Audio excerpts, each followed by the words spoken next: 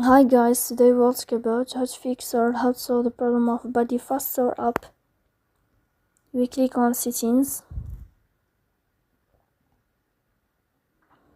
Here in this page, we go to the window of apps, default apps, app settings. Here in this page, we go to the window of BodyFast and you can click here. Then you can go to first stop and you can click OK. Then you will enter to the window of storage.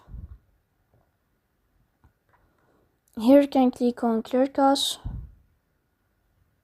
but pay attention, don't click clear data because that can delete your account. So please don't forget to support us, bell icon, subscribe. See you next time in another video.